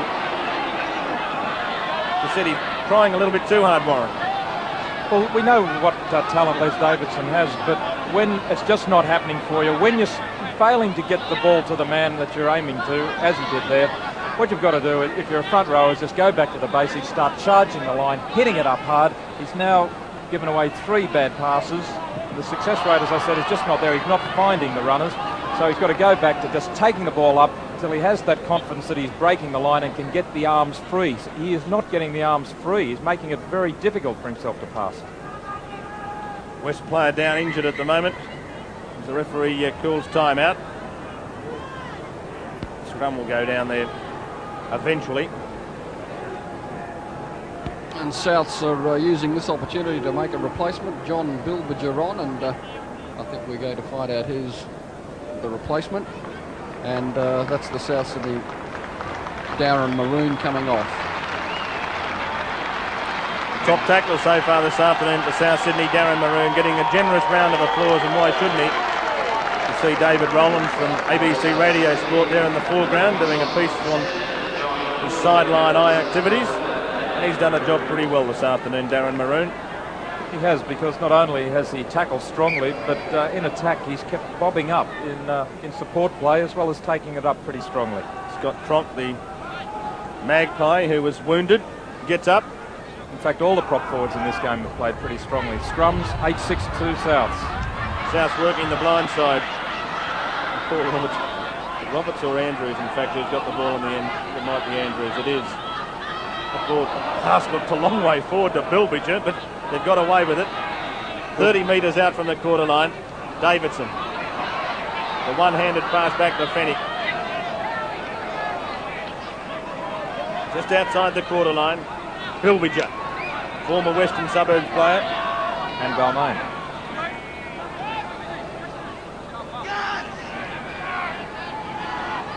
Oh, flick pass from Coleman. Now here's a bit of room for Chisholm to make ground for the line, and Chisholm, good try! Oh, what classic football that was, the flick pass, and Wayne Chisholm has scored a good try, didn't he? Charge onto that ball, into the gap, good strong second rower stuff, and he spotted the try line on the corner post, and that said it all. Look at this. Well, the genius of this half 5/8 combination, the run around and the little flick out the back by Coleman. And is this a second rower or a centre? Because Chisholm has taken off like a rocket here to score this try. There was plenty of cover defence coming across, but Cogger and Rawlings just simply couldn't get to him. Look at the magic hands here of Coleman, flicking it out the back, creating forcing Howcroft to come onto him rather than onto Blake. That gave the overlap, and Chisholm hitting the gap, and at full pace too. And there he is, Wayne Chisholm, his second try of the year. Probably fairly thankful in the end that Mark Ellison missed the game through injury, because it meant that he could pack down in the second row and not have to have his good looks ruined by packing down as the hooker. The little run around looks so basic, but it forces the defender to go onto the man with the ball, and that was Coleman. Another attempt from the sideline from De Jura, which looks good off the boot. It looks good. Just falls under the bar, I think, didn't it? I think in the end it just fell under the bar. Accuracy was right, just a fraction short in length. And Wayne Chisholm, of course, formerly with Manly as well. But that's just... And there's Bevan leaving the field too, Mark Bevan. At 26 points to 6 is the score in favour of Souths. The restart. The great thing about that Chisholm try, Warren, was the way he ran to the gap and with full momentum. Any aspiring player should just take note of the fact that he ran to the gap. And he had the confidence to know that the men inside him would put the pass into the gap for him. You can run into gaps all day if you don't have fellas with brains inside you who won't pass it to you. But he had confidence in Blake and Coleman to get the ball to him. And as I said also, the basic run around, which seems such a simple move, you wonder why you put it on. You put it on so that the man who first takes the ball can pull the defender, and the flick pass by Coleman even more so because Howcroft coming onto him didn't know whether to take Blake or Coleman, and he had to take Coleman. He had the ball and that let Blake go free. Western Suburbs. Here's Peacock. 26 points to 6 the score in favour of the Rabbitohs as Cogger gets it away now to Tronk. Back it comes, Peacock again. He's about 17 metres out from that South Sydney line. Falla's the dummy half. Cogger. Chris Blair gets it back. Rawlings is back after his stint in the sin bin. Falla. Cogger. Tronk. Good ball away. This should be a try. Western Suburbs are going to score. The Western Suburbs replacement who's come onto the field, Wayne Simons, has scored. A few metres to the left of the post, and he's only just been on the field for Mark Bevan, and it's 26 points to 10. Well, we're talking about people running onto the ball hard and fast, and that's what Simons did beautifully. Here's Cogger, sends a pass out to Tronk. He just holds it up for a moment and creates half a gap, and Simons streaking onto the ball to really make it. Good work by Tronk to draw in the defender, just to pull him into him, but cause that little gap to open up on the outside. Just pulled him in, but Simons coming at the angle, gets through one tackle, through another with sheer pace and the angle at which he hit the line. Great work, and didn't he show some pace? Here it is again, working the blind side. Tronk stops, holds up the defence, and Simons at the angle. Good bit of football from West, hitting down the blind side. Well, he'd be pretty happy with that. He's only just come on, and Laurie Fire would probably be fairly happy that he's just made the substitution. So here's the kick from Rawlings, and he's got it. So that will certainly please Western Suburbs fans. The margin only 14 points again. South 26, Western Suburbs 12. 18 and a half minutes left in the match. There's still a chance that they can really hit back with another converted try in the next few minutes. The game's not over with yet. And that will give the Magpies just that glint of confidence. Yes, the Magpies certainly still in with a chance, though I would back South, that's for sure. I think you'll be barred from West Leagues Club for saying that. Easy to say that 2 tackles were missed by Souths as that try was scored, but it's very difficult to get back when back onto your left foot. You expect the play to go towards the corner, and Simons hit it at the angle, just caught them on the wrong foot. Had a good win in reserve grade today, Western Suburbs, and maybe Laurie Fry's thinking about using a few more of his reserve graders before the day's out. That was a good, strong performance there by Woods. Midway, half and quarter line, inside Western Suburbs territory. Good ball again. There's Simons again, getting back towards the halfway line. 10 metres west side of halfway. Cogger. Away it comes to Howcroft. Howcroft in a bit of space. Up over the halfway line. Good run from Howcroft. He looks for support. He found Tronk. Tronk floats it over the top. Simons. And Simons drags it in. This is better football from West. Last tackle against him. It comes to Cogger. Away it comes again across the back line. It comes to Blair. Away it comes now to Chris Blair. Away to Stafford. Stafford back on the inside. The little kick from Rawlings. It's into the in goal area. O'Neill's there to take it on the full, but it's going to be a penalty against Western Suburbs offside. But that's been West's best passage of football for about 30 minutes. It was a great bit of football, but unfortunately it really comes to nothing in the end because though he had support, Rawlings decides to put the ball in the air. See, there were 3 Western Suburbs players there. They were in front of the kicker. O'Neill has taken it. It would have been a 22-metre tap. Well, they haven't found touch here, South Sydney, so the referee could have easily played the advantage and given the 22-metre tap to Souths. Instead, West have got it back and they've still got a chance.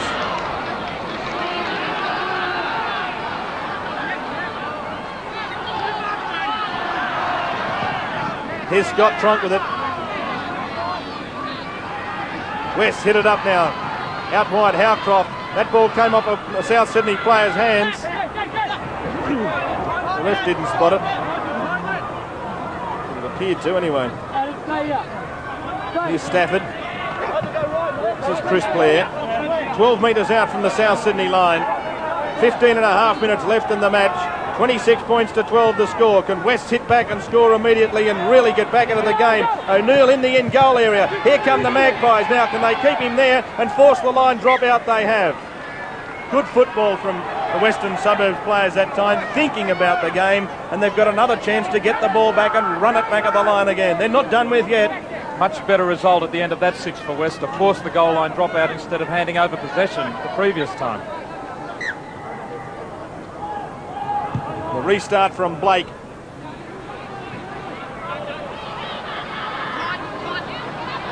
Here's Mackay. Fowler. Cameron Blair. Oh, he's lost the ball. That takes a bit of pressure off. Neville's lost it too. Knocked back, says the referee. Blake. De Jura. On the quarter line is where he'll get up and play it. Andrews.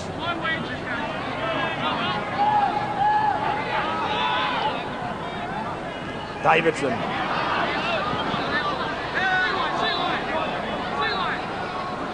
Still only 30 metres out from South's line. 4th tackle against the Rabbitohs. Oh, and the intercept, attempted there, intercept there by Liddon. The ball goes forward, 6 to go again. And an intercept like that at this time of the game could really turn this match around. Certainly would have been very interesting if Liddon had been able to hang on to it. He read the play pretty well. Admittedly, Souths were on the attack. He took the odds to the intercept. Instead it was 6 more tackles, and now Souths have got a penalty. And Michael Blake warming up there. I think Paul Roberts is going to be the man summoned to come off, so George Piggins obviously doesn't think the game's over. A little bit of rearranging in the south side here. Certainly not over yet. Almost 14 minutes left in the match. Penalties going South's way. 8-5 as Bilbidger takes it up. Fennick. It's Andrews. The ball's gone loose. Knocked back, says the referee. Here's Chisholm again. Chisholm. Down on the quarter line. West end of the field. Andrews. Andrews still going strongly. 12 metres out from the Western Suburbs line. Fennick's the dummy half. From Blake, it goes to Coleman. He finds a runner. Lyons gets it back now towards De Jura. Over the top. Coleman. That's Neville. Neville. He's a good stepper of the foot with the football in his hands. And Peacock picks up the dregs. And oh, he almost got away. Well, South that time showing a little bit of panic, doing everything to get the ball over the line. But in this position, leading the game, they shouldn't have handed over possession. I think they still had one tackle up their sleeve as well. Ball's played for. It's got to be a penalty against Fowler, sure. Alan Fowler should know better than that. He's played that ball sideways, and now he's talking to the referee. With Paul Roberts, another good day's work for him. Scored that very telling try on the stroke of half-time. Roberts has played strongly. So is Chisholm, not only because he scored that try, but in the first half, Chisholm was one of the leading forwards for Souths. This is just what South Sydney wanted. A shot at goal, a minute and a half to really catch their breath, regroup.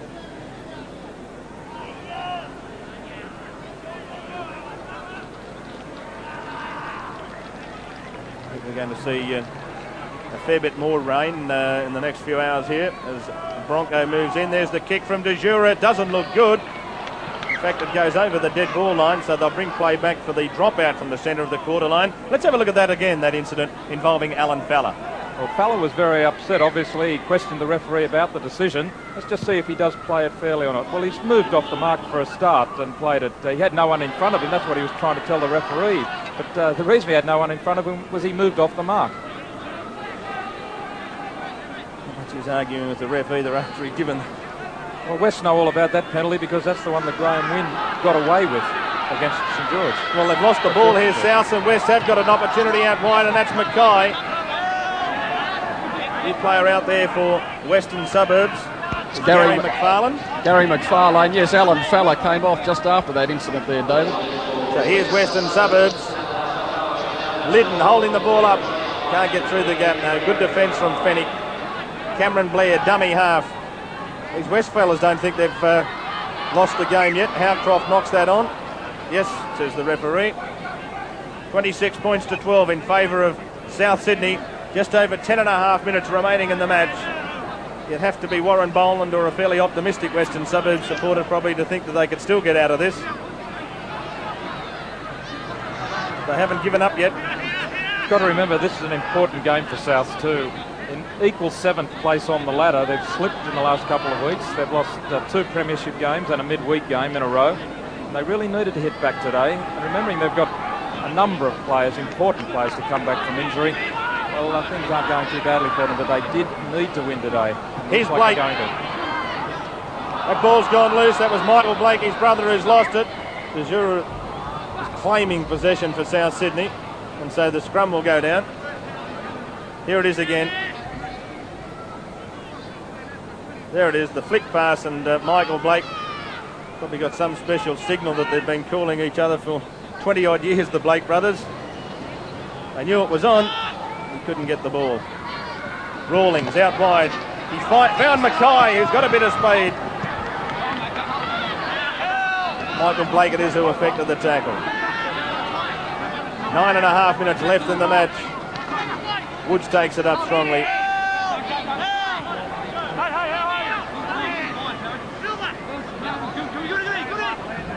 Cogger. Good pass. Gee, that was well caught by Mackay. Pass it way out in front of him, but he gathered that in. Western Suburbs. Can they get right back into this game? Pass from Cameron Blair to Cogger was forward, says the referee. Just outside the quarter lines where the scrum will go down. That might have been their last throw of the dice, though. Cameron Blair has some pretty good ball skills. He dummied on the outside, looked back on the inside, and Cogger had overrun the pass. Difficult to back up and time your run, but as we said earlier, there's been now 6 or 7 forward passes in the game. Just as much the runner's fault, not timing his run, as the ball carrier. Well, there we are, the scrums. Now make it 11-8 in favour of South Sydney. And no scrums yet against the feed. There's been 40 handling errors in the game, and it showed that lack of control by both teams. At the same time, they've been prepared to throw the ball around, and they haven't been resorting to the kick downfield to make ground. They've thrown the ball around, even running it on the 6th tackle. Count starts again as Lyons gets within 10 metres of the halfway line. That lack of kicking in general play for distance is shown out in South, losing Ellison before the game, and Wests haven't really done it either. They don't have the kicker there, or Trevor Cogger hasn't played as large a role as he usually does in that area, kicking downfield. Michael Blake just inside West territory. Here's Phil Blake. Phil Blake again trying that little chip and chase. And Rawlings only just got there first. Oh! I don't think that was really called for. Michael Blake let one go there, I think. Not quite sure what really happened in the end. Rawlings obviously didn't appreciate the tackle here from Phil Blake, and the referee was about to call Phil Blake out and caution him. Now he was going to caution him for the tackle, which was high, and the penalty's going West way. Let's have a look at this though. See, he's not very happy. Just having a look at it. I did accuse Michael Blake. I thought Michael must have done something for a second, but obviously the tackle that Phil Blake effected on Rawlings really got his ire up. Well, he appeared to resent the tackle for no reason that we could see, though West came up with the penalty. Probably the whack in the head. And another sin binning there. Phil Blake's just come off the field. 5 minutes, I think he's gotten a sin bin. A little lightning out to the eastern side of the ground too, as now Western Suburbs with just over 6 minutes left in the match through. Liddon down towards the halfway quarter line, I should say. Here's Cogger racing for the line. Shut the gate, he's got a ton of space. Under the post he goes. And little Trevor Cogger scores. 6.5 minutes left in the match. South 26, West 16. He could throw the extras over. Well, West is still going to be 8 points behind if this try is converted, but good work by Liddon to break through the tackle to create the chance. Back inside, beautiful passes, he's falling, and Trevor Cogger enough pace to beat Jura, but look at O'Neill chasing hard. He goes past Jura on the way to trying to catch Cogger, but there's too much pace from Cogger, and good finishing to back up on the inside. Tronk flips the pass, Liddon the step. Surprising that Coleman seemed to back away, trying to look after the support on the outside. And then Cogger with the chance after the good pass inside from Liddon, just sets sail for the line, puts his head back and flies right underneath the posts. He'd be pretty happy with that because his opposite number's just been sent to the sin bin, his 5th try of the year. There's the kick from Rawlings, the extras have been added, and so it's 26 points to 18, 5 minutes and 38 seconds left in the match. So, can Western Suburbs get something out of this? I remember that incredible game at Redfern Oval only about 3 years ago. We saw 2 converted tries in the last 2 minutes of a match. The referee, in fact, was calling time off at the moment. They haven't stopped the clock, though. The referee has clearly called time off there. Now, finally, someone's got the message.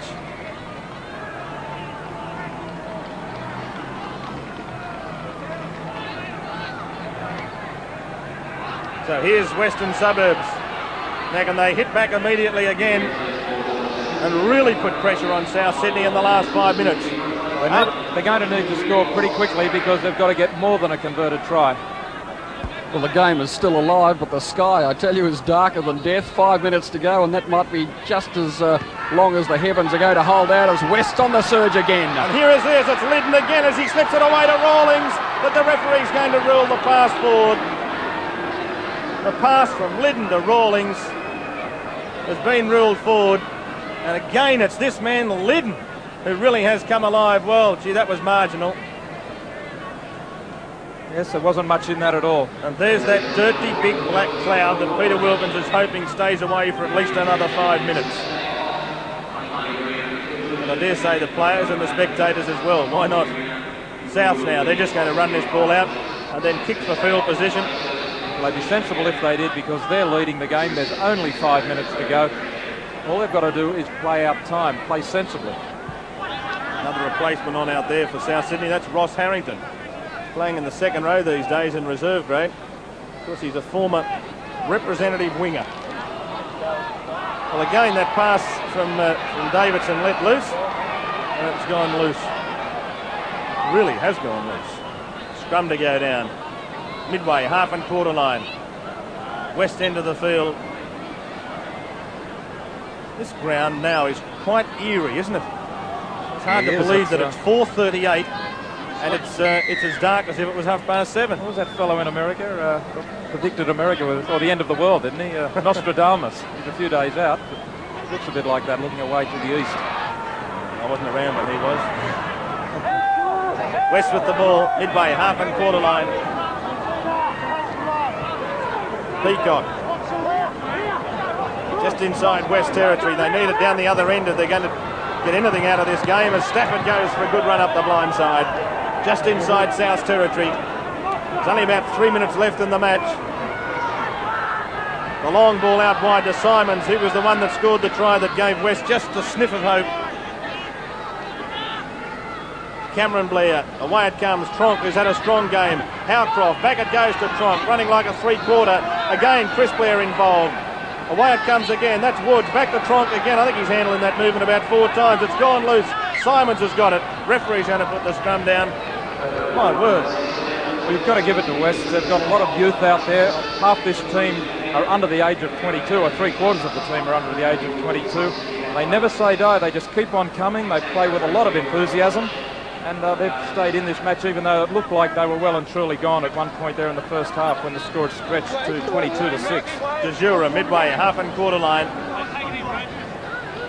Coming up to about 2 minutes remaining in the match. West have just bombed those opportunities that could have come their way, particularly in the first half when play was opening up. They had chances. They weren't able to finish them off. For that matter, South's bombed a few as well. Here's Bilbidger. Inside South territory, and this really will please the South fans and no doubt George Piggins. They have been in a bit of a form slump, but the Winter Days game with so many players out, again the side disrupted this morning when Ellison dropped out. And here's Harrington, good solid run from Harrington. So it's been a pretty good performance from South Sydney. tried the experiment with Blake and Coleman, and hasn't that paid off handsomely? Davidson's pass goes loose. Blake picks it up. That's Michael Blake. He's going to have a bit of space. He's got that pass away. Neville copped one for his trouble there. Coleman's flick pass. Fennick. Had a good game too, Fennick, for his first grade debut. Michael Blake. I think he thought about the kick for a second. Fennick. Chisholm. Last tackle against South Sydney. The dying embers of the match as it comes away. Now Phil Blake's back on the field for the dying stages. That pass, I don't know who it was meant for. Bilbiger puts the chip in. Bilbiger might almost win it. Oh, going without it was Peacock. McFarlane, I think, should say Longbottom was up there to try and claim the try. Rawlings, I think, got a hand on it first. But have a look at this. Well, Bilbiger, I thought, was interfered with after he got the kick away here. He certainly copped half a knock on from one fella and then another on the other side. And it made it pretty hard for him to get through as the rain belts down here. Belting down's not the word for it. I don't think we've seen, I think I've seen rain like this for a couple of weeks in Sydney. We're used to it now. Adam O'Neill's lost his boot again. The players are probably saying, ring that bell so we can get off the park. I'm making about 5 seconds to go. Look at that. That is really pelting down. And that sky, believe it or not, it's 4:42. Here's South Sydney still trying to put some more points on the board. Points for and against are very important, but there goes the siren. It's all over here at the Sydney Football Stadium. The South Sydney Rabbitohs are back in business. They moved to 14 points on the Winfield Cup table by virtue of that victory. 26 points in the end to 18. 8 points the margin. 5 tries to 3 as the tune starts up on the background. South Sydney's triumphant marching tune. Glory, glory to South Sydney. There's the details of this afternoon's game. The South Sydney, Longbottom, O'Neill, Phil Blake, Paul Robertson, Chisholm scored tries. Bronco de Jura kicked 3 goals. The Western Suburbs, Chris Blair, Simons and Cocker scored the tries. Bevan kicked 1 and Rawlings kicked 2. You look at the scoreline and you think really that it was a close contest. South Sydney really had control of this game for much of the match, especially when they'd scored that try right on half-time, which gave them a good buffer to go into the second half. Look at that rain.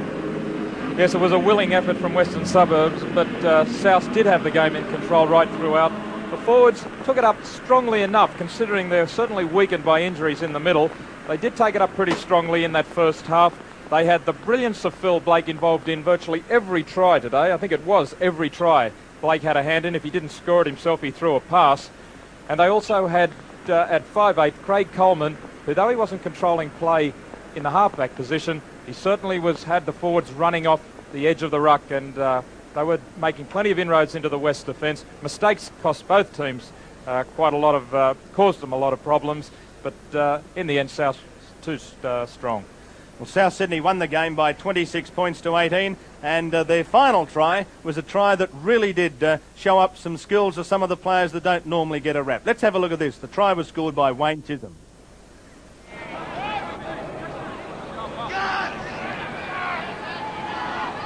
Oh, flick pass from Coleman. Now here's a bit of room for Chisholm to make ground for the line, and Chisholm, good try! Oh, what classic football that was, the flick pass, and Wayne Chisholm has scored a good... So that was a great bit of football. Blake and Coleman involved as they had been all day, and Chisholm, who played strongly in the middle of the field, popping up on the outside there with plenty of speed. Well, of course, this is a split round again, round 12 of the Winfield Cup competition.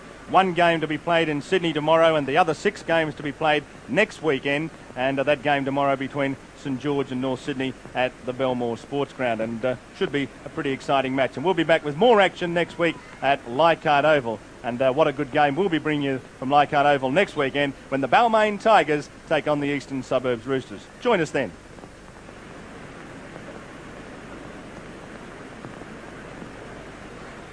Time now for some great rugby union action from across the Tasman. Here's Gordon Bray. Welcome to this ABC Rugby Special, New Zealand taking on Wales. The last time the two sides